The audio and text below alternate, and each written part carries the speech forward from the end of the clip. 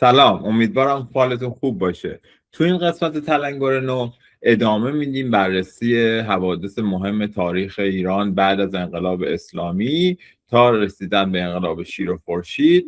در قسمت قبل چند دهه اول رو بررسی کردیم و دیدیم که چه تحولات و چه نقاط عطفی بوده. حالا تو این مرحله مهرداد برامون قراره از دهه 80 به بعد توضیح بده و بگی که چه اتفاقایی افتاده و یه تحلیلی هم همراهش داشته باشه تا اینکه برسیم ببینیم چه تحولاتی اتفاق افتاده و چه تجربه هایی میتونیم بگیریم و چه راههایی رفتیم و آیا راهی بوده برای رسیدن به اهداف دموکراسی خواهانه و آزادی خواهانه که ما نرفته باشیم، راهی بوده، مسیری بوده که ما نرفته باشیم. آره، هفته پیش ما پرداختیم به دهه اول و دوم. دهه 80 رو شروع کردیم درباره صحبت کردیم، ولی خب دهه 80 دهه مهمی از این جهت که زمینه ساز وضعیت امروزی ماست. گرچه دهه 60 و 70 هم مهم بودن، ولی اون چیزی که ما میبینیم ریشش بیشتر تو دهه 80. دهه 80 همونطور که تو اپیزود قبلی اشاره کردیم به لحاظ سیاسی با یه فضای پرتنشی حول انتخابات ریاست جمهوری دور دوم خاتمی شروع شد. خاتمی اون موقع رقیبی واقعا نداشت بین کاندیداها، ولی تنش تو فضای داخلی اصلاح طلبها زیاد بود. یعنی اینکه راه حل چیه، هر چی رفتیم به بنبست رسیده و اینها. یه نارضایتی زیرپوستی هم تو جامعه دیده میشد و اهداف اصلاحات به اون چیزی که میخواستن و این چیزی که قولش رو داده بودن نرسیده بودن و این باعث میشد که به هر حال زمزمه هایی واسه عبور از خاتمی مطرح بشه، به ویژه بین دانشجوها و جنبش دانشجویی. تو حلقه های بالای اصلاحات هم این صحبت ها بود و یه نشست پشت نشست بود که درباره آینده اصلاحات و اینکه به کجا میریم صحبت بشه. این وضعیت جامعه رو عملا به یه سمتی برده بود که یه جور مطالبه گر باشه. مطالبه گر هم به این معنا که همه چیز رو به اصلاحات واگذار نکنه، این مطالبه در دل خود جامعه باشه. ولی پروژه اصلاحات همونی بود که از قبل، یعنی استراتژی همون چانه زنی از بالا، فشار از پایین بود. ولی با این تفاوت که این فشار از پایینه، این پایین توده مردم دیگه خیلی باشون همراه نبودن، ابزارشون از دست داده بودن. با این پیش زمینه رفتن به سمت لوایح دوقلو که هفته پیش درباره‌اش صحبت کردیم. لوایح دوقلو یکیش لایحه مطبوعات بود، یکی دیگه‌ش هم لایحه افزایش اختیارات ریاست جمهوری. هر دو هم شکست خورد، ولی شکست خوردنش اونطور نبود که اصلاح طلبها تو مطبوعات و تو رسانه ها و اینا مطرح کردن. حقیقتش اینه که اصلاح طلبها در خودشون این رو نمیدیدن یا اصلا شاید نمیخواستن که این تنش رو ادامه بدن. بارها رفته بود این لایحه تو مجلس و شورای نگهبان رد کرده بود و اینها، این کشمکش ادامه داشت، طوری که بعدها سال 84 و به ویژه 88 مهدی کروبی به عنوان رئیس وقت مجلس نقل میکنه، خود خاتمی عملا این لایحه ها رو پس گرفته بود. یه خاطره نقل میکنه که رفته بیت رهبری که صحبتی بکنه و با همون ریسپیدی که شگرد همیشگیش بود این مسئله رو حل کنه. تو دم آسانسور خاتمی رو میبینه که میاد بیرون و یه سلام و احوالپرسی عادی میکنه و سریع میره.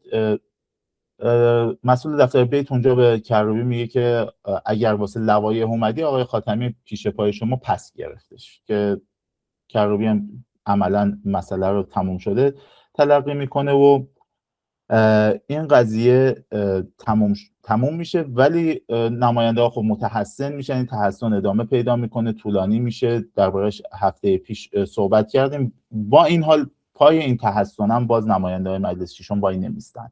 یعنی اون بزرگانشون هم باز دوباره نقل از مهدی کروبی هستش که وقتی که بازداشت اتفاق میفته اونجا پای همکاراشون هم وای نمیستن. صحبت از این میشه که بریم از فضای مجلس خارج شیم، به مردم بپیوندیم و اینها، ولی دم در مجلس حتی یکی مثل بهزاد نووی تهدید میشه و برمیگردن، اتفاقی هم نمیفته و این منجر به رد صلاحیت‌های گسترده تو مجلس بعدی میشه. مجلس هفتم کاملا اصولگرا بسته میشه و اتفاق مهمی که تو این مجلس میفته اینه که اون اصلاحات اقتصادی که اصلاح طلبها مد نظرشون بود، به ویژه واسه آزاد کردن قیمت حاملای انرژی، و مجلس هفتم میزنه زیرش. اون طرح شبه نروژی صندوق ذخیره ارزی عملاً بی‌معنا میشه و آن اصلاح قیمت رو مجلس هفتم معلق میکنه و این صندوق ذخیره ارزی که تا حالا این مبلغ قابل توجهی توش ارز ذخیره شده، به قول عباس عبدی تبدیل میشه به بشکه باروتی زیر اردوگاه اصلاحات و یکی مثل احمدی نژاد رو با اون چیز نگرش و ادبیات پوپولیستی به پاستور میفرسته. این میشه چیزی که ما تو سالهای اول اصلاحات به لحاظ سیاسی میبینیم. واکنش‌ها چطوره؟ به نظر میاد که خب به هر حال اصلاح طلبها وقتی که میبینن که اینطور بهشون جفا شده و فلان شده و اینها، میان و از اهرام اصلیشون که مردمه که به پشتوانه اونا انتخابات پیشو بردن میان و وارد عمل میشن. ولی به جز تحکیم وحدت، هیچ کدوم از اون گروه های اصلی اصلاح طلبها که از خاتمی دوم خرداد 76 حمایت کرده بودن پای تحریم انتخابات وای نمیستن و بعضی از گروه های اصلاح طلب عملا قهر میکنن. هیچ کدومشون هزینه‌ای واسه تحریم انتخابات نمیکنن. سال 84 هم کاندیداهای متعدد از همین راه حل‌های مختلفی که دارن مطرح میکنن، از مهرعلی زاده و معین و کروبی و حتی هاشمی رفسنجانی هم با یه لیبل نیمه اصلاح طلب وارد کارزار انتخابات میشه. اون طرف اصولگرا هم هستن دیگه، همین آدمایی که البته یه دشون مرحوم شدن مثل لاریجانی با شعار هوای تازه فکر میکنم اومده بود، این قالیباف که بور و خوشگل بود و این حرفا، خلبان مدرن، و محمود احمدی نژاد هم با شعار فساد و مبارزه با فساد اینها اومده بود. به هر حال این اتفاق ولی از طرف بدنه اصلاحات که مردم باشن طور دیگه دیده میشه. به ویژه جنبش دانشجویی واکنش بد که بهتر این واکنش شدیدی داره به خاتمی. خاتمی تو آخرین سال ریاست جمهوری سال 83 طبق سنت 16 آذر روز دانشجو میره دانشگاه تهران، اونجا سخنرانی کنه. دانشجوی معترض فضا رو دستشون میگیرن، خاتمی رو علیه شعار میدن. خاتمی براشفته میشه، تهدیدشون میکنه، میگه میگم بندازنتون بیرون.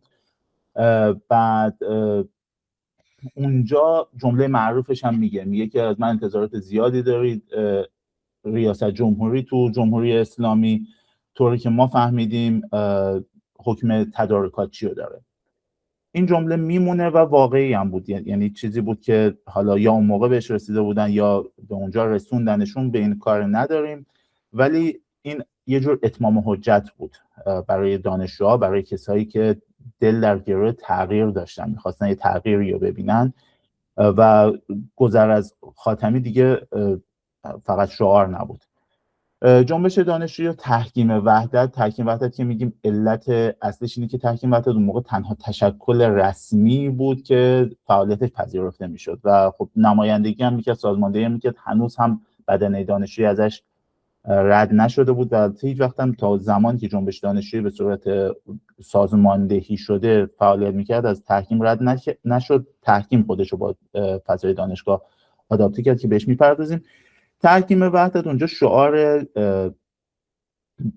پشتیبانی از جامعه مدنی و بازگشت به جامعه مدنی رو میده. میگه که ما از رسالت اصلیمون که فعالیت تو جامعه مدنی بوده دور شدیم و بعد به فعالیت مدنی بپردازیم و از هسته قدرت فاصله بگیریم. نه در بنیه و توان ما هستش و نه رسالتمون این بوده از اول. و از طرف دیگه یه جورایی خودش رو میخواد همسو کنه با بدنه دانشجویی، چون سرمایه‌اش اونجاست و میترسه این سرمایه اجتماعی رو ببازه. خب این به کجا میرسوندشون؟ به این میرسونه که سال 84 انتخابات رو تحریم کنن و بیان وارد فعالیت مدنی بشن. ولی یه نکته دیگه هم اون سالا مهمه وقتی میخوایم وضعیت ایران و وضعیت سیاسی رو تحلیل کنیم، اونم وضعیت بین‌المللیه. نه که قبلا مهم نبوده باشه، ولی این سالا اهمیتش در اینه که یه تحولات دیگه مستقیما معطوف به ایران رخ میده. یکی پرونده هسته‌ای ایرانه. پرونده هسته‌ای ایران بعد از یه دوره تعلیق دوباره فعال میشه برنامه هسته‌ای ایران. در واقع اینا میگن که پرونده هسته‌ای ایران لو رفته اطلاعات. اون موقع میگفتن مجاهدین خلق، ولی الان با توجه به این تحولاتی که ما امروز میبینیم مطمئن نیستیم که مجاهدین خلق بوده باشن. اونایی که لو دادن شاید هم بودن، نمیدونیم.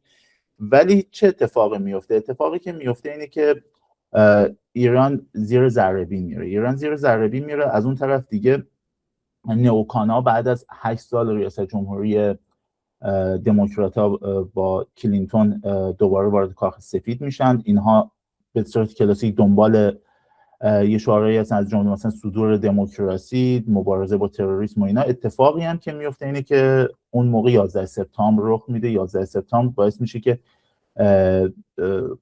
خب ایالات متحده مستقیما وارد عمل بشه تو خاورمیانه. پیش از اون رویکرد ایالات متحده یه جورایی حتی حمایت از گروه اسلامگرا بود، ولی الان به قصد براندازی حکومت اسلامگرای طالبان تو افغانستان وارد جنگ میشه. واکنش مردم ایران اون موقع جالبه به اتفاقات 11 سپتامبر. فکر کنم تنها کشور تو خاورمیانه است که جواناش سوگواری میکنن، شمع روشن میکنن، حتی گریه میکنن. و خود جمهوری اسلامی هم کمک لوجستیکی میکنه اون موقع به ایالات متحده تو افغانستان. ولی وضعیت که ادامه پیدا میکنه، خب جمهوری اسلامی سهم‌خواهی خودش رو داره، میخواد که نقش پررنگی داشته باشه تو افغانستان. آمریکا هم نمیپذیره. از اون طرف دیگه بحران تو عراق هم بالا میگیره و ایالات متحده به قصد براندازی حکومت بأس تو عراق به عراق حمله میکنه. اینجا مثلا تحکیم وحدت یه بیانیه میده به اسم بهار بغداد و عملا از دخالت بشردوستانه در عراق و افغانستان دفاع میکنه. و بحث دخالت بشردوستانه تو ایران خیلی تکرار میشه، مطرح میشه. این اتفاق نمیفته تو ایران، ولی یه چیزی که هستش اینه که جورج دبلیو بوش اونجا ایران رو محور شرارت خطاب میکنه و میگه ایران محور شرارته و یه جورایی این گزینه دخالت بشردوستانه و حمله نظامی وارد ادبیات آمریکا درباره جمهوری اسلامی میشه و میمونه دیگه تا همین امروز هم موند که منجر به جنگ 12 روزه و جنگ اخیر شد. بهانه‌هاش هم از طرف مردم یه مقدار چیز حقوق بشریه که جمهوری اسلامی نقض سیستماتیک حقوق بشری داره و این تو سالهای اول مکرراً مطرح میشه، ولی کمرنگ و کمرنگتر میشه. ولی اون بهانه‌های دیگه که مبارزه با تروریسم باشه و حمایت سیستماتیک جمهوری اسلامی از نیروهای تروریستی مثل حزب الله و بقیه پرایسیاش و نیابتیاش از همون موقع مطرحه و خب شواهد و مصداق‌هاش هم زیاده. دخالت بشردوستانه یا مداخله نظامی خب هیچ وقت اتفاق نمیفته تو اون سال‌ها، ولی تحریم‌ها به شکل گسترده اتفاق میفته، به ویژه بعد از اومدن احمدی نژاد. رویکرد احمدی نژاد ولی یه رویکرد تهاجمیه، چه تو داخل چه تو خارج. تو داخل جنبش‌های که بوده از قبل هر اون حرکت مطالبه گرانه یا سرکوب میکنه. تو خارج همون وضعیت اینه که انرژی هسته‌ای و برای اولین بار به عنوان حق مسلم ماست و اینا رو مطرح می‌کنه. شعارهایی که خودش استکبار ستیزانه و اینها تلقی میکنه، هولوکاست رو انکار میکنه، قطعنامه‌هایی که علیهشون صادر میشن کاغذ پاره قلمداد میکنه. پرونده هسته‌ای ایران به سرعت میره به سمت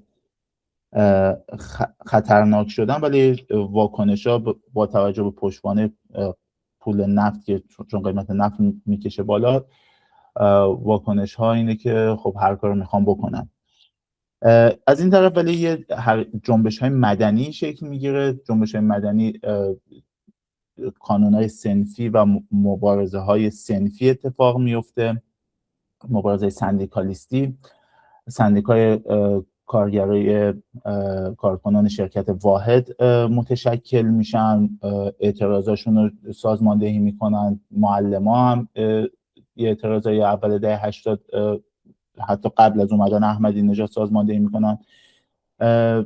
بخوام یه تصویر اگر ارائه بدم، مبارزه سندیکای اتوبوسرانی اولش خیلی نمادین هم هست، یعنی چیزیه که سانتیمانتال به نظر میاد، با چراغ روشن تو روز تو تهران راننده ها حرکت میکنن. بعد از اون خب واکنشی از طرف حکومت نیستش، ولی مطالباتشون هم بی‌اعتنا ازش رد میشن. اونها مطالبات هم فقط واسه مطالبات صنفیه، یعنی شرایط کار مطرحه، حقوقا و دستمزدها مطرحه و اینها.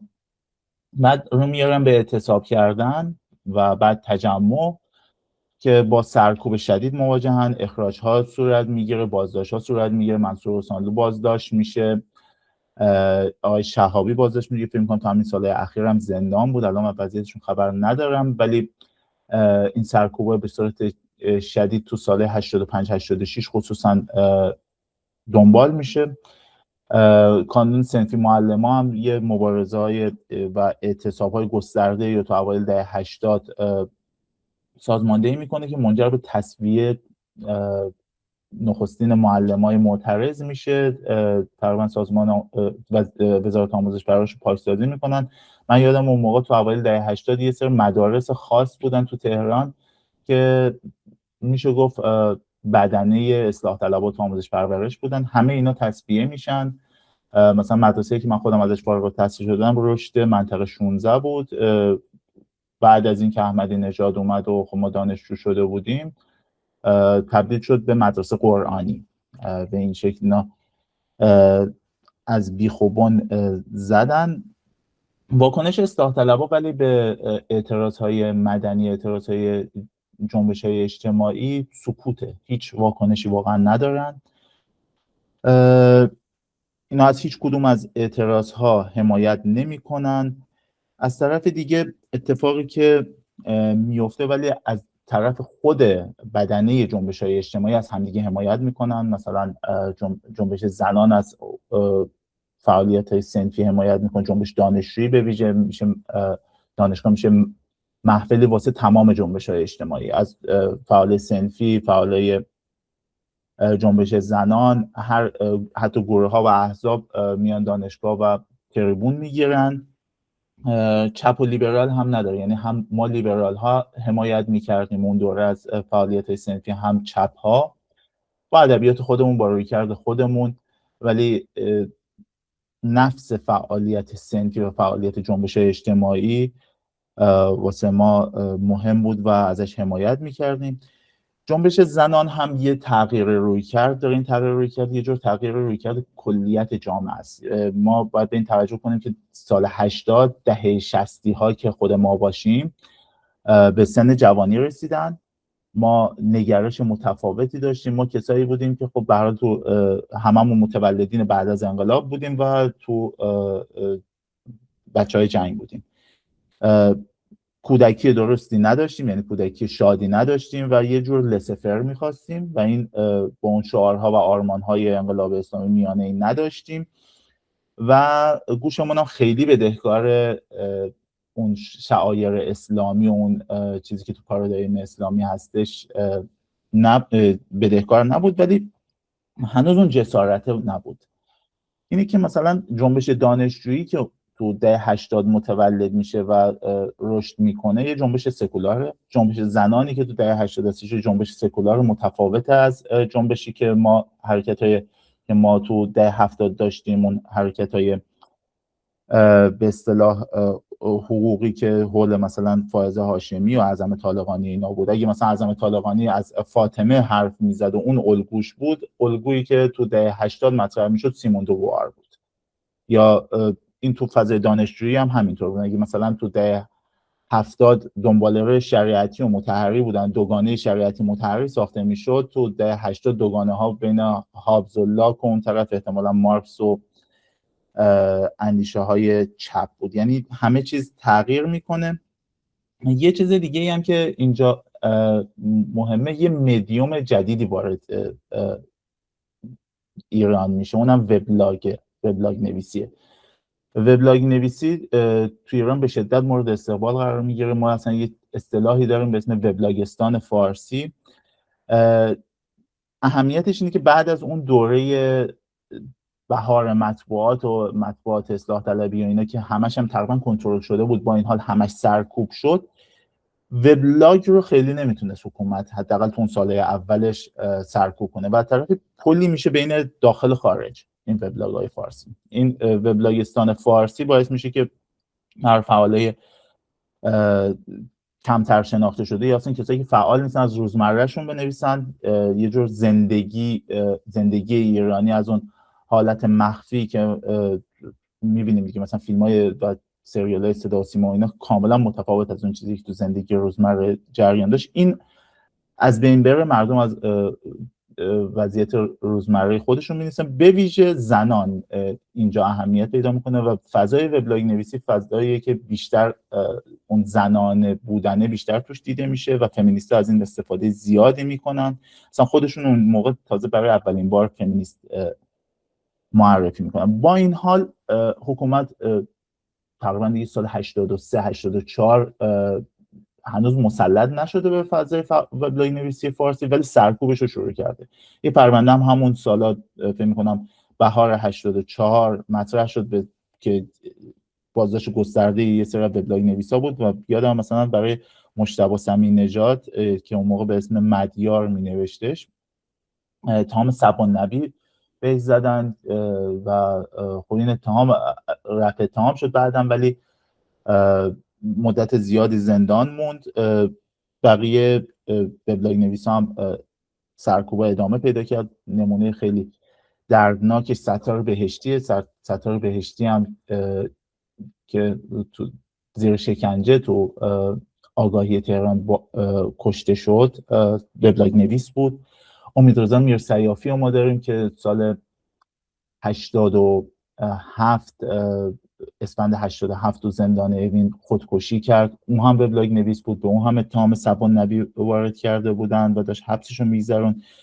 میخوام بگم اون وبلاگ نویس ها روزنامه نگارای سنتیه، قبل نبودن ولی هزینه سنگینی دادن. با این حال وبلاگ نویسی ادامه پیدا کرد، مورد وثوق جنبش‌های اجتماعی مثل جنبش دانشجویی نبود، ولی جنبش زنان ازش بهره کافی و برد. چیز دیگه ای که هستش اینه که فضای فرهنگی یه جورایی تغییر کرده. فضای فرهنگی تغییر کرده، با این حال هنوز زیرزمینیه. هنوز ما کامل اینو تو سطح جامعه نمیبینیم. موسیقی جدید میاد، موسیقی رپ میاد، راک میاد. فیلم معروف کسی از گربه‌های ایرانی خبر نداره بهمن قبادی به همین میپردازه. ما برای اولین بار مثلا چهره‌های موسیقی جدیدی میبینیم مثل سروش هیچکس هستش، یاس و توهی و شاهین نجفی، آرش صبحانی، گروه کیوسک، اینا همشون داخل ایران نیستن. البته سروش هیچکس داخل ایران بود. محسن نامجو اون موقع میاد که من میتونم موسیقیش حالا بعدا درباره اینو واقعا مفصل میتونم صحبت کنم. موسیقی التقاطی یه چیزی میانه مونده. من یه چیزی میدونم شبیه همون نشریه مثلا چلچراغ طرفدار خاتمی که مثلا به خاتمی هم میگفتن مرد عبا شکلاتی و بین سنت و مدرنیته و اینا مونده بودن. حالا درباره اینا بعداً میتونیم تو اپیزودهای دیگه صحبت کنیم. ولی فضای سینما و تئاتر و اینا هم دوباره شکل میگیره، انتقادی میشه، فیلم‌های اجتماعی میاد و اینا همش یه جورایی با اون فضایی که حکومت میخواد متفاوته. نتیجه ولی چی میشه؟ سرکوب. بازم سرکوب، سانسور اتفاق میفته، توقیف فیلم‌ها اتفاق میفته، بازداشت رپرها اتفاق میفته، حمله به پارتی‌ها، حمله به محفل‌ها، همه اینها ادامه پیدا میکنه. یه جورایی میشه گفت وضعیت طوری میشه که تو همین فعالیت سیاسی و اجتماعی جنبش ها واسه جنبیدن، واسه فعالیت کردن دارن تلاش میکنن. یعنی اون اصل 23 قانون اساسی که به آزادی اجتماعی اینا مطرحه، یه جور التماس کردن درباره اونه. اینا میگن که آقا اصل 23 قانون اساسی به ما آزادی عمل داده. حکومت میگه که خب من تبصره‌ای دارم، اونم تبصره رعایت موازین اسلامی. این رعایت موازین اسلامی کار رو به جایی میرسونه که گاهی هر فعالیتی و اینا به محاربه و مبارزه با اسلام و نظام مقدس و اینا تعبیر میکنن و احکام سنگینی هم میدن. حکم محاربه واسه فعالای دانشجوی مثلا تو تیر 78 مبناش همینه که اول به اعدام محکوم شدن احمد باطبی، مقداد لوراسبی، بهروز جاوی تهرانی، اینا که بعد حکمشون شکست و به 15 سال و 8 سال و 13 سال حبس تبدیل شد. جا داره یاد کنیم که اکبر محمدی از بازداشت شده‌های تیر 78 سال 86 تابستون 86 تو زندان اوین دست به اعتصاب غذا زد و جانش رو هم باخت، ولی باز هم واکنش از طرف به ویژه اصلاح طلبها سکوت و حتی تحقیر بود. این فرور مایگی اخلاقی هم خوبه بهش اشاره بشه که تحقیر میکردن که اینا چه مبارزایی بودن که بعد از 9 روز اعتصاب غذا جان دادن. حالا بگذاریم. من میتونم بگم به عنوان کسی که تو اون دوره فعال دانشجویی بودم، بین سال 84 تا 87 فعالیت ما، یعنی سال 84 تا سال منتهی به انتخابات، فعالیت بیشتر انجمن‌های اسلامی ذیل تحکیم وحدت طیف علامه، این طیف علامه و شیراز هم بخوایم درباره صحبت کنیم، طیف علامه طیفی بود که گذر از خاتمی و مطرح کرد، هم بازگشت به جامعه مدنی، اینا یه نشست داشتن تو دانشگاه علامه که اکثریت تحکیم هم بود، اکثریت انجمن‌های اسلامی ازش حمایت می‌کردن. طیف مقابلشون طیف سنتی میشد، تو شیراز یه نشستی گذاشتن و گفتن که ما همچنان باید ذیل تو اردوگاه اصلاحات و ذیل شعارهای اصلاح طلبانه بمونیم. به هر حال اینها تعلیق میشن اکثر انجمن‌ها و فعالانشون تعلیق میشن. خودت علیرضا فکر کنم 2 ترم تعلیق از تحصیل داشتی اون زمان تو دانشگاه علامه و خیلی دیگه از دانشجوها تو دانشگاه تهران تعلیق از تحصیل ها بود. انجمن‌ها رو لغو مجوز و امتیاز میکردن. مستمسکش چی بود؟ مستمسکش مصوبه‌ای بود که سال 79 تو نشست شورای عالی انقلاب فرهنگی تصویب شده بود با حضور محمد خاتمی به عنوان رئیس جمهور و مصطفی معین به عنوان وزیر علوم و میرحسین موسوی به عنوان عضو ثابت این شورا. اینکه چقدر تاثیر داشتن، چقدر رأیشون چی بوده ما نمیدونیم، ولی به هر حال تو اون جلسات حضور داشتن. مصوبه یک تصویب میشه، شرط التزام عملی به ولایت فقیه رو شرط لازم واسه گرفتن مجوز تشکل دانشجویی مطرح میکنه و تقریبا تمام انجمن‌های اسلامی که گرایش سکولار دارن رو معلق میکنن و این کشمکش ادامه پیدا میکنه و به جایی هم البته نمیرسه، یعنی هیچ کدوم از این انجمن‌ها نمیتونن احیا بشن. از اون طرف دیگه خب مثلا واکنش بقیه دانشجوها چیه؟ واکنش خود ما این بود که ما اصلا نمیخوایم با عنوان انجمن اسلامی دیگه فعالیت کنیم، ما اصلا دنبال مجوز هم نمیریم. ما گروه دانش آموختگان لیبرال رو تشکیل دادیم. چپ ها هم این کار رو کردن. چپ های مارکسیست لنینیست هم گروه تشکیل دادن به اسم دانشجویان آزادیخواه و برابری طلب. یه جورایی میشه گفت که بازی داشت عوض میشد. با این حال کشمکش اصلی از یه طرف ما کشمکش ایدئی و ایدئولوژیک بین ماها بود، ولی از اون طرف یه کشمکش دیگه بین ما و اصلاح طلبها بود. یعنی اصلاح طلبها اون فضا رو تمامیت خواهانه واسه خودشون میخواستن و ما واسه همه چی باید میجنگیدیم. واسه اینکه میز واسه فروش نشریه‌مون هم بگیریم باید میجنگیدیم و اینا یه جورایی گروه فشار بقیه دانشجوها شده بودن و بازوی وزارت علوم و گاهی حتی وزارت اطلاعات تو دانشگاه شده بودن اصلاح طلبها. تو جنبش‌های دیگه مثل جنبش زنان هم همچین وضعیتی بود. یعنی مثلا کسانی مثل اعظم طالقانی اینها گروه‌های فمینیست سکولاری که تو انجیوها و از دل انجیوها در اومده بودن و مدام زیر ضرب می‌گرفتن، ولی جنبش زنان هم راه خودش رو رفت. انجیوی بود اون موقع که بیشتر میشه گفت نقش محوری داشت فعالیت‌های جنبش زنان به اسم کانون فرهنگی زنان اگر اشتباه نکنم، که اینا فعالیت‌های زیادی داشتن تو فرهنگ سراها، تو دانشگاه، جاهای مختلف و ایده فمینیسم رو برای اولین بار با عنوان فمینیسم مطرح کردن و میگفتن که زنان باید مطالباتشون رو جدای از مطالبات سیاسی مطرح بکنن. با این حال گرایششون همچنان چپ بود. خط قرمزشون چی بود؟ مثل پدران مارکسیستشون تو دهه 60 حجاب، اینا مطلقاً چیز کاری در جهت آزادی پوشش نداشتن. حتی تو اون تجمع معروف 22 خرداد 85 تو میدان هفته تیر نقل هستش از یکی از بازداشت شده ها که بازجوش مدام بهش میگفته که ما نگرانیمون اینه که اینا یه دفعه کشف حجاب بکنن وسط میدون و این خط قرمز نظامه. ولی این خط قرمز فعال زنان هم بود تو اون دوره. حالا شاید محافظه‌کارانه نمیخواستن به سمت این مطالبه برن، ولی چی میخواستن، چه کاری میکردن؟ کارشون همچنان همون کارهای حقوقی بود.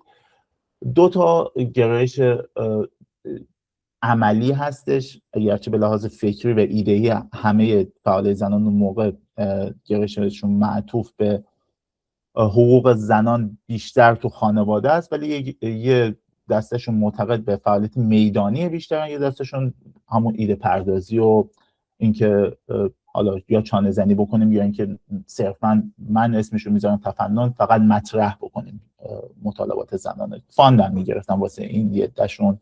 اون گروهی که بیشتر به فعالیت میدانی گرایش داشتن بعد از اون سرکوب 22 خرداد 85 تو تابستون اون سال شهریور ماه کمپین 1 میلیون امضا رو کلید زدن. ایدهشون این بود که ما 1 میلیون امضا به صورت میدانی فعالیت میکنیم، 1 میلیون امضا جمع میکنیم که یه سری از قوانین ضد زن رو تغییر بدیم. پیش زمینش اینه که ما اول باید 1 میلیون امضا رو جمع کنیم و از این طریق یه جورایی مبارزه فرهنگی هم میکنیم، فرهنگ سازی هم میکنیم، تبلیغ هم میکنیم.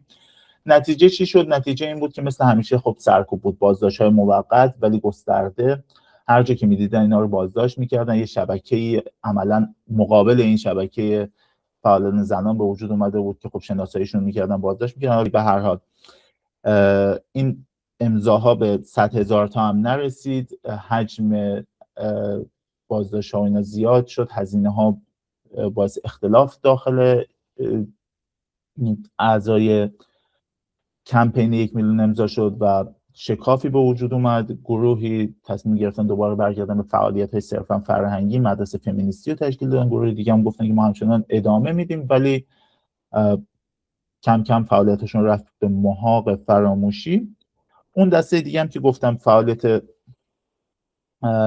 بیشتر فکری میخواستن بکنن یا فعالیت حقوقی میخواستن بکنن، یه منشور زنان دادن و فقط منشور دادن. این منشور به کجا ارائه شد من نمیدونم واقعا، چون نه تو مجلسی مطرح شد نه تو دل جامعه مطرح شد.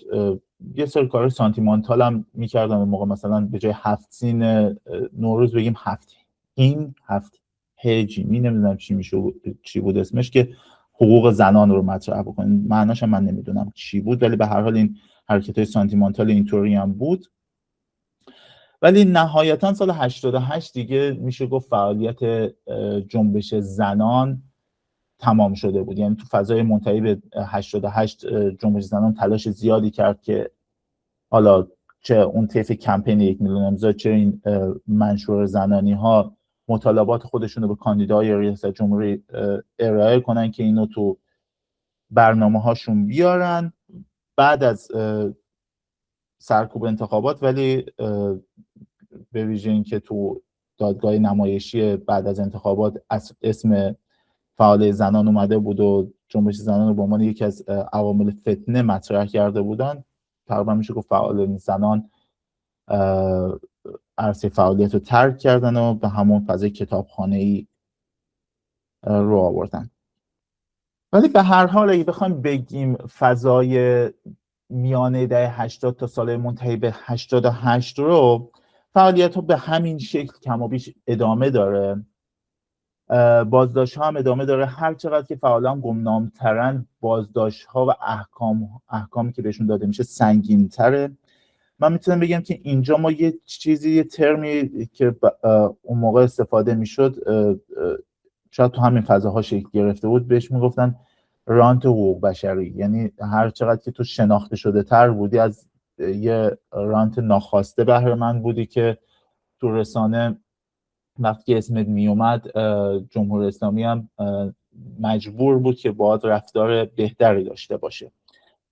ولی خب کسایی که متاسفانه این شانس یا این بخت رو نداشتن با احکام سنگین گاهی مواجه می شدن، گاهی با وضعیت مواجه می شدن که مثلا سال 87 من یادم امیر حشمت ساران از اعضای جبهه دموکراتیک ایران که نزدیک به حشمت الله تبرزدی بود تو زندان مشکلی واسش پیش اومده بود، حکم سنگینی رو میگذارن، بعد بردنش بیمارستان و تو بیمارستان جان باخت با پابند و دستبند. و فکر نمی کنم تو رسانه ها خیلی درباره‌اش صحبت شده باشه. ما اون موقع مثلا من تو بامداد خبر ما کار میکردیم، بهش پرداختیم، جنبش دانشجویی هم خیلی درباره‌اش صحبت نکرد، فقط ماهایی که فعال بودیم ازش خبر داشتیم. بگذاریم به لحاظ سیاسی چه اتفاقی میفته؟ به لحاظ سیاسی از سال 86 87 که میبینن همینجور سرکوب ادامه داره و اینها و از اصلاحات هم چیزی در نمیاد، گروهایی که اسم خودشون رو اون موقع گذاشته بودن تحولخواه تصمیم میگیرن که طرحی نو در اندازن. طرح نوشون چیه؟ ما کاندیدایی رو مطرح میکنیم که یه کاندیدای خیلی رادیکال و تند باشه و حکومت هم اینو طبعا رد صلاحیت میکنه و پشت این ما یه جنبش اجتماعی را میندازیم. کاندیداشون کی بود؟ عبدالله نوری. عبدالله نوری کی بود؟ عبدالله نوری وزیر کشور دولت خاتمی و مدیر مسئول روزنامه خرداد بود که استیضاح شده بود و زندان رفته بود. خب عبدالله نوری خودش مایل نبود دیگه اصلا تو سیاست ایران نقش آفرینی کنه. اینا فکر کنم بیشتر یک سال از تابستون 86 تا نزدیکای عید سال 88 یه جورایی التماسی به عبدالله نوری میگفتن بیا تو انتخابات شرکت کنه، کاندیدا شد. هر هفته تو اون جلسه های دعای کمیل خونه عبدالله نوری پنجشنبه شبا طیف‌های مختلف میرفتن و این شیخ عزلت گزین هم میگفت نه من نمیام و نیومد. و آره طرح این بود که ما میریم پشت عبدالله نوری رد صلاحیت میشه، ما جنبش تشکیل میدیم و بوم. حالا بوم چی؟ هیچی. واقعا هیچ برنامه بعد از اون من یادم نمیاد ارائه شده باشه. عبدالله نوری که نشد، گزینه‌های مختلفی از همون سال مطرح بود به عنوان آلترناتیو واسه عبدالله نوری. میرحسین موسوی از تابستون سال 87 مطرح بود، خاتمی از طرف اصلاح طلبها مطرح بود، کروبی مستقل میگفتش من وارد انتخابات میشم، ولی خب اقبال به سمت کروبی اون موقع خیلی کم بود هنوز. کروبی واسه اینکه از تک و تا نیفته ولی ابتکار جالبی داشت، هی خودش رو رادیکالتر کرد، با طیفای سکولار و طیفای پیشروتر جنبش‌های اجتماعی ارتباط گرفت، کاملا شعاراشون رو پذیرفت و این شعارا رو تو تریبوناش مطرح کرد. این برای اولین بار بود که یکی از بدنه اصلاح طلبها این کار رو میکنه. خاتمی تو عید 88 به نفع موسوی کنار رفت. موسوی با یه گرایش همچنان دهه 60 وارد انتخابات شده بود اون موقع، ولی به خاطر فضای رادیکالی که طیف مقابلش که پشت کروبی بودن داشتن، اینم مجبور شد یه مقدار ادبیاتش رو تغییر بده و فضای انتخابات وقتی که میرسیم به خرداد 88 بسیار متفاوت از سالهای پیششه. یعنی خیابون دست مردم، شعارها بعضا خیلی تنده، شعارهایی که ما خودمون تو ستاد شهروند آزاد کروبی مطرح میکردیم، شعارهایی مثل علیه سپاه بود، علیه وزارت اطلاعات بود، کشتارهای دهه 60 برای اولین بار مطرح بود. کروبی مجبور شد تو هفته منتهی به انتخابات ریاست جمهوری سال 88 از حقوق شهروندی و انسانی آتئیستا و بیخدایان دفاع بکنه. حقوق شهروندی برای اولین بار به صورت جدی مطرح بود تو شعارهای انتخاباتی. رنگ و بوی اسلامی واقعا شعارها نداشتش تو اون سال، به ویژه تو کمپین کروبی، ولی خب به جایی نرسید. یعنی تهدیدها از هفته منتهی به انتخابات شروع شد. من خودم اولین بار که با هم تماس گرفتن دوشنبه قبل از انتخابات بود، جمعه انتخابات بود، دوشنبه وزارت اطلاعات تماس گرفت، تهدید کرد و این ادامه داشتش تا اینکه روز انتخابات به هر حال بازداشت‌های گسترده اتفاق میفته. چیز دیگه که من میخوام بهش بپردازم سیگنال هایی که بیشتر میشه گفت فعالای سیاسی و جنبش اجتماعی نخواستن جدی بگیرن و اونم از سیگنالایی بود که یکیش مثلا همون انقلاب فرهنگی دانشگاه بود که بهش میگفتن مثلا انقلاب فرهنگی جدید، که البته خب جنبش دانشجویی داشت واقعا دست و پاشو میزد که جلوی تعلیق دانشجوها رو بگیره، واسه بقا داشت تلاشش رو میکرد، اسمش رو گذاشته بود انقلاب فرهنگی دوم. یه چیز دیگه ولی اون طرح امنیت اجتماعی دولت احمدی نژاد بود که با همکاری نیروی انتظامی اجرا میکردن، شامل 2 بخش بود، یکی گشت ارشاد بود، دیگری مبارزه با اراذل اوباش بود.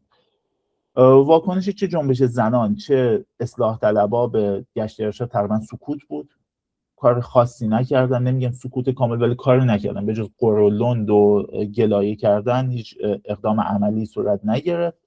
این اردیبهشت 86.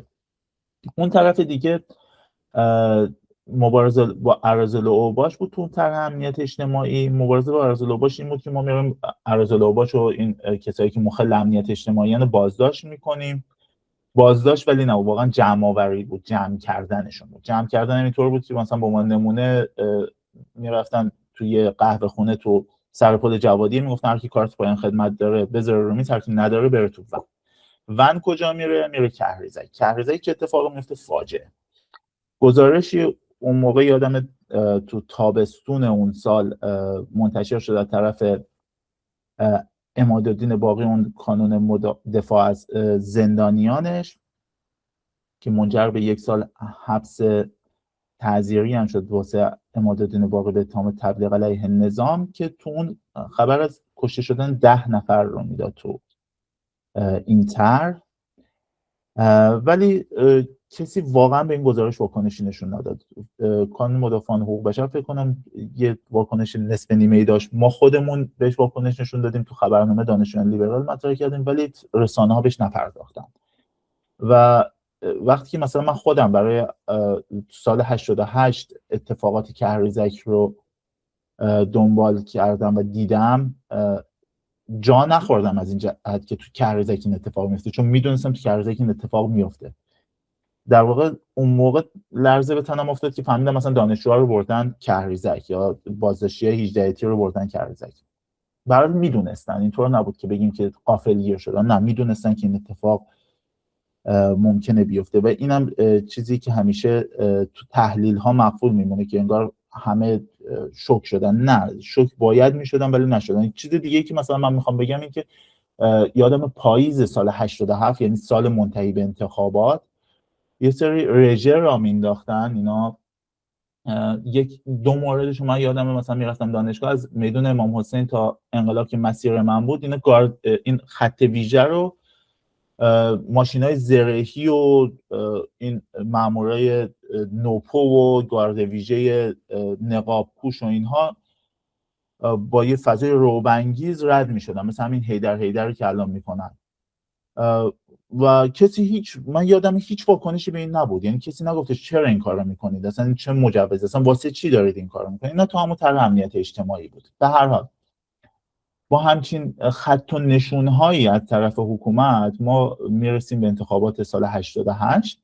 انتخابات سال 88 مردم خیابونا رو گرفتن. از روز 22 خرداد ولی سرکوب شروع میشه، یعنی همون روز 22 خرداد که رأی شماری به شکل مضحک اتفاق میفته. من یادم تا صبح روز بعدش آرای باطل 0 بود و رأی موسوی و احمدی نژاد با فرمول ایگری مساوی 2x میرفت جلو، یعنی رأی محمود احمدی نژاد همیشه 2 برابر موسوی بود. یا مثلا رأی کروبی هیچ وقت از 300,000 تا بالاتر نمیرفت، یعنی اگه مثلا 10 تا رأی هم میشمردن بعد یه الگوریتم احتمالاً بود که اینو کمش کنه.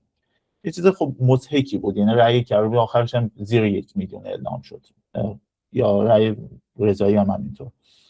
حالا تو این فضا همون روز اینا حمله کردن به ستاد مرکزی موسوی تو قیطریه، گاز اشک‌آور رو شروع کردن بازداشت کردن هر کسی که میتونستن، فعالان مدنی و سیاسی و اینها، گرفته تا اصلاح طلبا و این بازداشت ادامه پیدا کرد تا میانه تابستون. روز 23 خرداد جلوی وزارت کشور فضا ملتهب بود، تجمعی برگزار شد، با سرکوب شدید مواجه شد، بازداشتی‌ها رو می‌بردن منهای 4 وزارت کشور.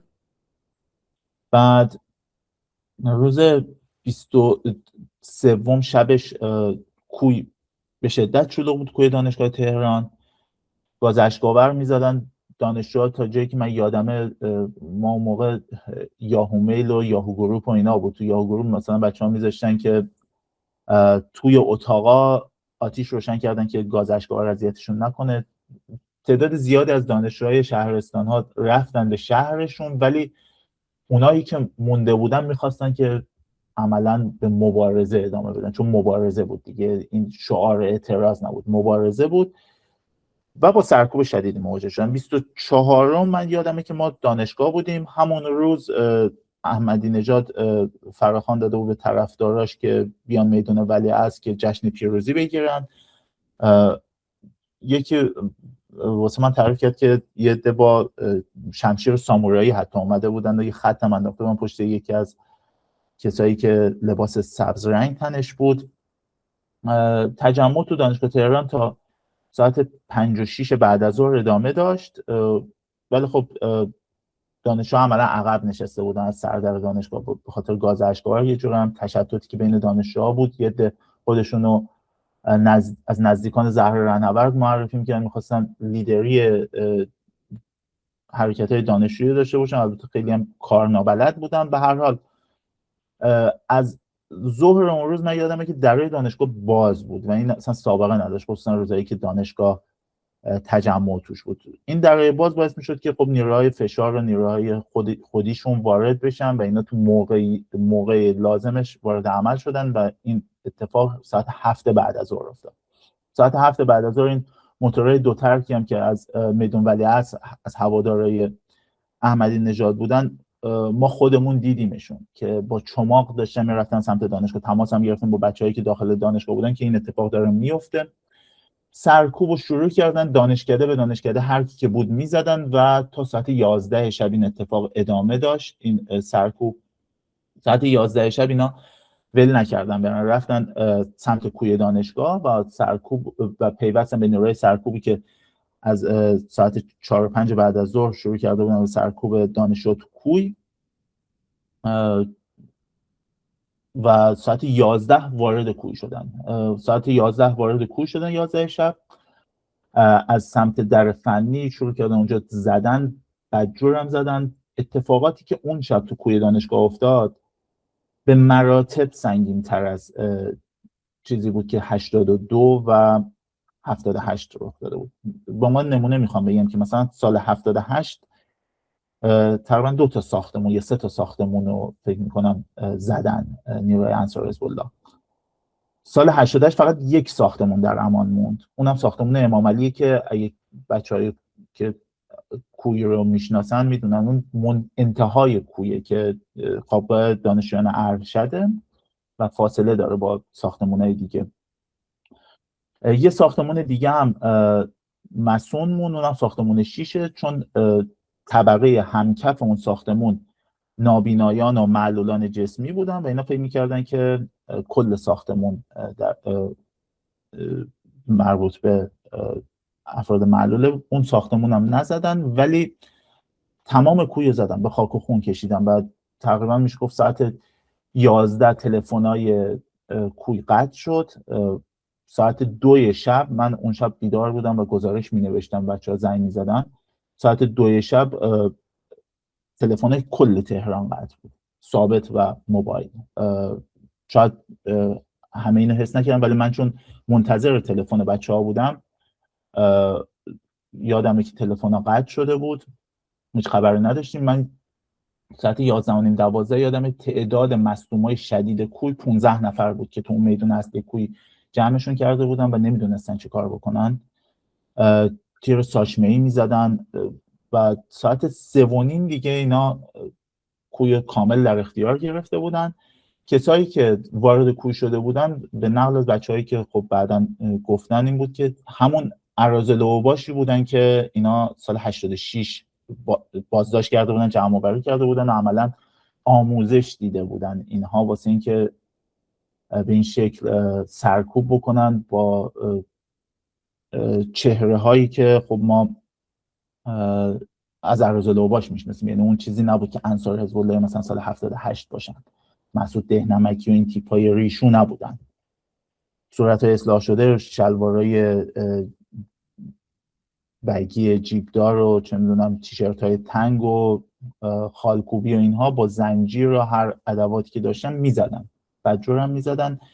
یه فیلم از اتفاقات کوی تو بی بی سی اون موقع چند ماه بعدش منتشر شد، ولی اینطور بگم که مثلا آسانسور رو اون اتاقی که آسانسور رو از جا در آورده بودن در این حد. و حالا شاید در یه فرصتی بشه اینو بهش پرداخت، ولی متاسفانه اون سرکوب خیلی کم ثبت شد، یعنی اصلا ثبت نشد جایی. من گزارش مفصلی یادم اون موقع منتشر کردم، نوشتم تو بامداد خبر منتشر کردم، فکر میکنم گویا نیوز کار کردش، زمانه واسه شون فرستادم، اون موقع کار نکردن، بعد از ظهرش با من تماس گرفتم ولی اون مصاحبه رم یادم نمیاد منتشر شد یا نه. اتفاقی که افتاد این بود که ظهر فرداش زهرا رهنورد رفتش دانشگاه تهران سخنرانی کرد، حرفی از کوی نزد و این فاجعه بود. بچه‌ها عصبانی بودن، تحسن تو دانشگاه تهران اتفاق افتاد، ولی چون همون روز فراخوان اعتراض بود و اون تظاهرات میلیونی 25 خرداد تظاهرات سکوت اتفاق افتاد، عملاً این اتفاق کوی گم شد تو بین خبرام. 25 خرداد همونطور که گفتم یه تظاهرات میلیونی به فراخوان میرحسین موسوی و مهدی کروبی اتفاق افتاد. سید محمد خاتمی به شدت مخالف این فراخوان بود و تا جایی که تونسته بود خواسته بود جلوشو بگیره، ولی میرحسین موسوی اصرار کرده بود که این تظاهرات باید برگزار بشه. تو میدان آزادی میرحسین موسوی با اون بلندگوهای سبزی فروشی رفت و اعلام کردش که من پیروز انتخاباتم. همه فکر می‌کردن همه چی تموم شده. حکومت چیکار کرد؟ حکومت این مسالمت آمیزترین شکل اعتراض رو با گلوله جواب داد. عصر ساعت 5 و 6 فکر میکنم بود که من تماسی داشتم از طرف یکی از بچه‌هایی که برای گزارش میدانی میداد، من اون موقع گزارش می‌نوشتم واسه سایت خودمون بامداد خبر، که گفتش با گلوله جنگی زدن، از بالای مسجد لولاگر به جمعیت شلیک کردن. گزارش شورای تامین اینه که 7 نفر کشته شدن، ولی احتمالاً خیلی بیشتر بوده. 29 نفر زخمی شدن. اون روز یکی از کشته شده ها خیلی معروف شد، سهراب اعرابی، به خاطر فعالیت مادرش که پیگیر بود. متاسفانه برادر سهراب اعرابی هم سال 2022 به خاطر فشاری که تحمل می‌کرد احتمالاً تو آلمان خودکشی کرد و این یکی از دیگر فاجعه هایی بود که اون جنبش به همراه داشت، چون جنبشی بود که واقعا هیچ دستاوردی نداشت. به هر حال بعد از 25 خرداد خب شاید اشتباه موسوی بود، اینطور میگفتن که از مردم نخواست که بمونن تو خیابان. روز بعدش خامنه‌ای نماینده کاندیداها رو گفتش که بیان با هم گفتگو کنن و اونجا یکی به نعل یکی به میخ که آقا ادامه ندید و اینها. کروبی واسه روز 28 خرداد جلوی مجلس فراخوان داد. باز هم جمعیت کثیر اومدن، میلیونی بود، شاید هم صدها هزار نفر، عدد دیگه برآورد نشد. عدد روز 25 خرداد رو سایت تابناک نزدیک به محسن رضایی و شهرداری قالیباف میلیونی گزارش کردن. آن قالیباف گفته بود 3 میلیون. به هر حال 28 خرداد و 29 خرداد تجمع تو 27 و 28 خرداد تجمع تو میدون بهارستان اتفاق افتاد. یک کشته حداقل داشتش 28 خرداد. 29 خرداد خامنه ای رفت نماز جمعه، تهدید شدید کرد، یه سخنرانی داشت که ازش خون میچکید واقعا و گفتش که هر کسی که بیاد باش برخورد شدید میکنیم، دست از ارتو کشی خیابانی بردارید و اینها. روز 30 خرداد از ساعت 5 بعد از ظهر تلفن‌ها قطع بود. اینم باید ذکر کنیم که از فردای انتخابات، یعنی از همون روز انتخابات SMS ها قطع بود. اون موقع خب این پیام رسانه اینترنتی و اینها نبود، SMS وسیله‌ای بود که مردم ازش استفاده می‌کردن واسه اطلاع رسانی. SMS ها قطع بود از فردای انتخابات و 45 روز SMS قطع بود. تا 45 روز SMS قطع بود و تلفن ها از ساعت 5 بعد از ظهر روز 30 خرداد قطع بود. کروبی فراخانی میخواست بده واسه حضور مردم تو میدان ولیعصر، این فراخان رو پس گرفت، ولی به هر حال خبرش پخش شد و 30 خرداد اینا شروع کردن به سرکوب شدید که مثلا همون روزیه که ندا آقا سلطان تو خیابون امیرآباد کشته میشه و صحنه مرگش وایرال شد و اون نگاهش که هنوز تو ذهن بیشتر ایرانیا حک شده. من یادم حتی تو خارج از ایران شاهزاده رضا پهلوی هم اشک ریخت توی سخنرانی که در این باره داشت. اون سخنرانی رو من یادمه، ولی به شدت تاثیرگذار بود اون چیز. تهدیدها بعد از 30 خرداد خیلی بیشتر شد. من خودم 30 خرداد به بعد 4-5 بار تهدید امنیتی شدم و از تهران اصلا رفتم. ولی تظاهرات خیابانی عملا پراکنده شد دیگه، نه که تموم بشه. تو تهران و شهرهای بزرگ ادامه داشت این تظاهرات ها، ولی به صورت پراکنده بود، سازماندهی و فراخوان نداشت و چیزی که رخ داد این بود که مناسبتی رهبرای جنبش سبز که کروبی و موسوی بودن فراخوان میدادن. مثلا نماز جمعه هاشمی رفسنجانی بعد از انتخابات برگزار شد که خب یه جور اعلام موضع خود هاشمی رفسنجانی هم بود و اونجا معترضا رفتن تو صف نمازگزارا. تصاویر مضحکی هم هستش که با کفش و با دست در دست هم معترضایی هستن که خب برای نمازگزار نیستن، دوست دختر و دوست پسر کنار هم وایسادن دارن نماز میخونن. خب این تو عرف اسلامی حداقل جایی نداره، ولی به هر حال روز قدس بود. بعد از اون اولین فراخوانی که موسوی داد واسه اینکه یه جورایی میشه گفت گذر از نظام بود، واسه 13 آبان اتفاق میفته که سرکوب خونین اتفاق افتاد. عملاً کشته من یادم نمیاد، ولی سرکوب شدید بود. بازداشت های دانشجویی اینها هم ادامه داشت، فضای دانشگاه به شدت ملتهب بود. ما خودمون 28 آبان بازداشت شدیم اون سال تو جلسه تحریر تلنگر. از اینجا به بعدش شد دیگه ما به نقل از دیگران من میگم مثلا روز 16 و 17 آذر تجمع واسه روز دانشجو با سرکوب شدید مواجه شد. حداقل 100 نفر تو دانشگاه تهران بازداشت شدن. بعد میرسیم به محرم. تو روز اول محرم منتظری که از پشتیبانای جنبش سبز بود فوت شد.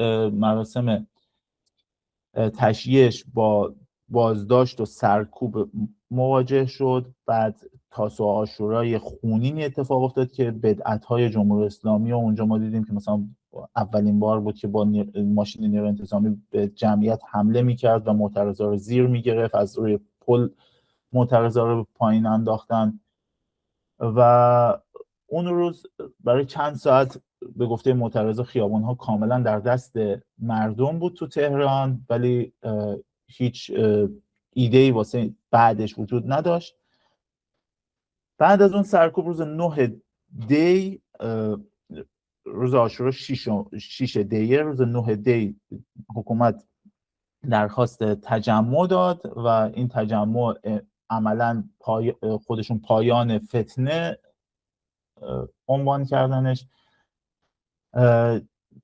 ما تو سال 88 یه تجمع دیگه داریم که روز 22 خرداده که میشه گفت با بی‌تدبیری کسایی مثل ابراهیم نبوی، سازگارا و اکبر گنجی که خودشونو هدکوارتر چیز میدونستن، جنبش سبز میدونستن و اون ایده اسب ترور رو دادن که میریم داخل تجمع حامیان حکومت و تجمع اذان خودمون میکنیم، با شکست مواجه شد مردم خسته شده بودن، هیچ دستاوردی نداشتن، 7-8 ماه بود که تو خیابون بودن، هیچ اتفاقی نیفتاده بود، سرکوب شده بودن، کشته دیده بودن و یه جورایی رمقش رو دیگه نداشتن.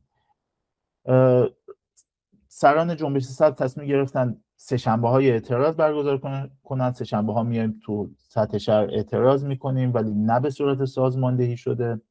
این ادامه پیدا کرد تا 25 بهمن سال 89. 25 بهمن سال 89 فراخوان دادن رهبران جنبش سبز. مردم زیادی اومدن تو خیابون ولی سازماندهی نبود، پراکنده بود، سرکوب جاهای مختلف شهر اتفاق افتاد. 2 تا کشته داد این تجمعات، سانح ژاله و محمد مختار تو تهران کشته شدن و جنبش سبز عملا تموم شد دیگه. تموم شد و حکومت جمهوری اسلامی و احمدی نژاد قدرتشون تثبیت کردن و ما میریم از اینجا به بعد دیگه به سمت همون ماجراجویی‌های سیاسی احمدی نژاد و جامعه‌ای که دیگه هیچ رمقی واسش نمونده. دنبال یه گشایشیه، قطعنامه‌های بیشتری علیه برنامه هسته‌ای ایران تصویب میشه و ما رو میبره به سمت سال 92 و روحانی به عنوان یه رأی سلبی که یه گشایش حاصل بشه به ویژه به لحاظ اقتصادی و نه به عنوان یه گزینه‌ای که گزینه ماست، گزینه انتخاباتی ماست، نه به عنوان کسی که بتونه یه گشایش حاصل کنه. ولی روی کرده حالا اون فعالای سیاسی که تو جنبش سبز فعال بودن و بیشترشون هم حالا از بدنه اصلاح طلبا بودن، اینطور بود که خب اینا جذب بدنه دولت شدن خیلیشون و این هم یه جورایی رمق جنبش و فعالیت جنبشی رو گرفت و میشه گفت آخرین میخ بر تابوت جنبش سبز بود و مرکز ثقل فعالیت سیاسی دیگه از داخل ایران به خارج ایران منتقل شد. اردشیر امیرارجمند و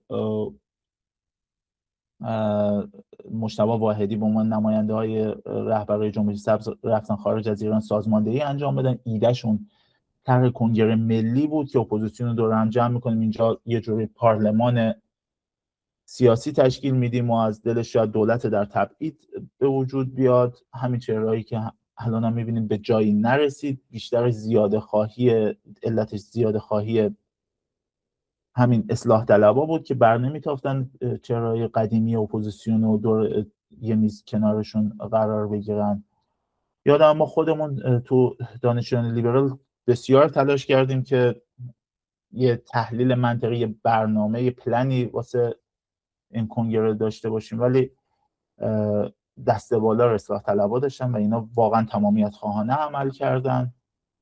به هر حال کنگره ملی به جایی نرسید. موازی این خب ما چیزی رو میبینیم که تو منطقه اتفاق میفته، یعنی جنبش سبز اگر واسه ما چیزی نداشت، واسه منطقه الهام بخش بود. بهار عربی در پی اون اتفاق میفته که تو تونس و مصر و لیبی و سوریه به ویژه ما شاهد خیزش مردمی هستیم. تو مصر و تونس با خشونت کمتر مردم پیروز میشن. تونس که خیلی زود به ثبات میرسه، مصر بعد از یک کشاکشی به هر حال قدرت عوض میشه نیروهای حاکم و ولی لیبی با سرسختی قذافی مواجه میشه که نهایتا با مداخله نظامی قذافی سرنگون میشه و مورد آخر که سوریه باشه با سرکوب شدیدی که توسط سپاه قدس جمهوری اسلامی اتفاق میفته ما سلاخی مردم سوریه رو شاهد بودیم و سرکوب شدید. اینجا اتفاق دیگه‌ای که میفته اینه که تو صحنه خارجی جمهوری اسلامی سعی میکنه با ادبیات مبارزه با داعش، مبارزه تو خارج مرزها واسه اینکه امنیتمون رو حفظ کنیم و اینها، یه ادبیات محور مقاومتی رو جا بندازه و اینو ادبیات هژمونی کنه. نیروهای سکولار و مبارز که از جنبش سبز موندن و به هر حال مخالف جمهوری اسلامی هستند به حاشیه رونده میشن، این ادبیات حاکم میشه داخل ایران هم خب روحانیه و ما میرسیم به سال 96 برجام اینجا امضا شده. این نیروهای اعتدالگرا میخوان میوه برجام رو بچینن، ولی خب این درخت کلا میوه‌ای نداشت. یعنی هفته بعد از امضای برجام سپاهپاسداران موشک‌هایی رو هوا میکنه که روش به عبری شعار مرگ بر اسرائیل داده شده و خب اینا همه اینها ما رو میبره به سمت تنش بیشتر تا اینکه دولت اوباما که تموم میشه، دولت ترامپ برجام رو پاره میکنه، از برجام خارج میشه و همون روندی که نهایتاً تو این کشمکش ها جامعه ایران رو رسون به جنگ 12 روزه و بعد از اون جنگی که اخیراً دیدیم.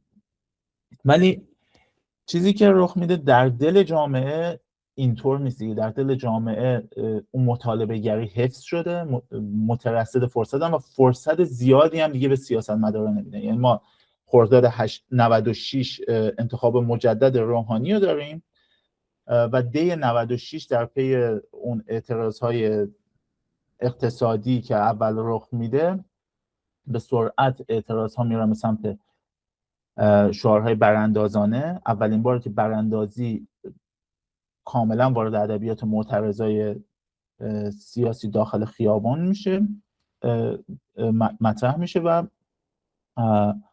شعارهای مثل اصلاح طلب، اصولگرا دیگه تمام ماجرا و اون شعار رضا شاه روحت شاد برای اولین بار مطرح میشه و یه جرقه‌ای میزنه که پادشاهی خواهی میتونه آلترناتیوی باشه. تا پیش از این پادشاهی خواهی واقعا در انزواست، پادشاهی خواه در انزوان، ولی پادشاهی خواه اینجا شروع میکنن کم کم خودشون رو سازماندهی کردن. ما سال بعدش فرشگرد رو میبینیم که شکل میگیره، اون میدان 1 میلیونی شکل میگیره. این میدان 1 میلیونی یه شبکه سازی میکنه، تو شبکه‌های اجتماعی خودش رو مطرح میکنه. پادشاهی خواه مورد لطف فعالای سیاسی مدعی که یه جوری فضا رو در اختیار دارن قرار نمیگیرن، ولی فعالیتشون ادامه میدن تا اینکه تو اعتراضای بعدی که سال 98 کاملا خودشونو نشون میدن و یه جورایی دست بالا رو تو اعتراض ها دارن. تو این اعتراض ها که به خاطر بالا رفتن قیمت سوخت شکل میگیره، سرکوب حکومت دیگه اوریانه، بالغ بر 1500 نفر کشته میشن. هنوز ما نمیدونیم تو نیزارای ماهشهر چه اتفاقی افتاده، چند نفر کشته شدن، به چه شکل رخ داده. جمهوری اسلامی اعدام هایی که کردش عملا سعی کرد هر روایتی رو هم سرکوب کنه. ناکارآمدی جمهوری اسلامی تو این سالها دیگه کم کم داره خودشون نشون میده. ما ماجرای پلاسکو رو داریم که جمهوری اسلامی تو کنترل کردن وضعیت کاملا ناکامه. ما زلزله هایی رو داریم که مثلا تو کرمانشاه اتفاق افتاده، تو آذربایجان اتفاق افتاده. تو دهه 90 جمهوری اسلامی نمیتونه مسئله رو حتی به لحاظ رسانه‌ای حل کنه. همچنان خرابه های زلزله های کرمانشاه من یادم تا اوایل دهه اخیر هم بود و شاخص های اقتصادی مثلا استان کرمانشاه همیشه نشون میده که تو شاخص فلاکت در صدرن. علتش هم اینه که جمهوری اسلامی هیچ اقدامی نکرده تو اون واسه رفع مشکلاتشون و تو اعتراضات اخیرا دیدیم که کرمانشاه یکی از کانونهای اصلی اعتراضات بود. بعد چیز دیگه‌ای که اتفاق میفته، تنش‌های جمهوری اسلامی با آمریکا در بالاترین سطح اتفاق میفته که منجر به کشته شدن قاسم سلیمانی میشه. قاسم سلیمانی رو ترامپ میکشه، در پی اون جمهوری اسلامی شروع میکنه موشک پرانی به پایگاه‌های آمریکا و یه جورایی اون اتفاق دردناک فاجعه بار سقوط هواپیمای اوکراینی که سپر انسانی میکنن و تا جنگ رو پایان بدن. ترامپ حمله دیگه نمیکنه به جمهوری اسلامی و روند ادامه پیدا میکنه تا اینکه مثلا تو بحران کرونا دوباره ناکارآمدی جمهوری اسلامی، این بحران حکمرانیش، این که اصلا نمیتونه هیچ کاری بکنه، هیچ کار از پیش ببره، خودش نشون میده. زیست بوم ایران هی فرسوده تر میشه، ولی از طرف مردم دیگه تقریبا میشه گفت مسئله تموم شده است. ما انتخابات هایی که بعد از این دیگه میبینیم تو کم رونق ترین حالت ممکن اتفاق میفته. کاندیدای اصلاح طلب که عبدالناصر همتی باشه سال 1400 3% آرا رو به دست میاره. رئیس جمهور میشه. رئیسی هم روند خودش رو داره و به لحاظ ایدئولوژیک دوباره میخواد یه روحیه‌ای بده به بدنه خودشون و شعارهای تندتر ایدئولوژیکی رو مطرح میکنه و میخواد دوباره فشار اجتماعی رو بیشتر بکنه که نهایتاً با قتل دردناک مهسا امینی تو شهریور سال 1401 دوباره یک خیزش گسترده به وجود میاد به اسم زن زندگی آزادی. ماجرای زن زندگی آزادی و اینها رو میدونیم که با سرکوب شدید، با رفتار خشونت عریان حکومت جمهوری اسلامی مواجه میشه و ما یه تغییر نسلی رو هم تو این سالها میبینیم تو معترضایی که به خیابون میان. نسل زد اعتراضا رو داره پیش میبره. این نسل از اون حالت خجالتی بودن نسل دهه 60 هم عبور کرده. خط قرمزهاش فرق میکنه، خط قرمزهای ما رو دیگه نداره. خط قرمزهاش عبور از همه ارکان جمهوری اسلامی، عبور از همه شعایرشون، عبور از همه اون ترمینولوژی که تو اعتراض ها استفاده میشه، عبور از همه این هاست. با این حال حکومت به این اعتراض ها هم باز دهنکجی میکنه. دهنکجی به چه معنی؟ به این معنی که هیچ قانونی که تغییر نمیکنه درباره حجاب. سال 1403 لایحه حجاب و عفاف رو به تصویب میرسونن و اجرایی میکنن که قوانین حجاب شدیدتر از قانون پیشین که سال 1362 تصویب شده بود میکنه. ناکارآمدی جمهوری اسلامی نهایتاً جامعه رو به اینجا میرسونه که هیچ راهی نیست جز رفتن جمهوری اسلامی. حالا تلاش به این سمت بود، به این سمتی که سازماندهی بیشتر رو بکنن، برنامه‌ای داشته باشن و آلترناتیو مشخصی رو معرفی کنن که شاهزاده رضا پهلوی باشه و عبور از تمام ارکان انقلاب 57 که تو انقلاب شیر خورشید نمود پیدا میکنه. ممنونم از توجهتون. خیلی ممنون مرداد جان، یک توضیحات مفصل عالی بود که دادی و خیلی خوب چیز شد. ما این مسئله رو برای تحلیلش و بررسیش ادامه میدیم. این موضوع رو چون میخوایم ببینیم که همونطور که اولش گفتیم چه راههایی اومدیم، چه کارهایی کردیم، تحلیل کنیم و چه کارهایی هست که نکرده باشیم احیانا. و حالا اینجا دیگه این برنامه رو تموم میکنیم. تو برنامه آینده ادامه میدیم بحث و تلنگر نو دنبال کنید. کانال ما رو توی یوتیوب سابسکرایب کنید و میتونید ویدیو رو لایک کنید یا به دوستاتون بفرستید. شب و روز خوبی داشته باشید.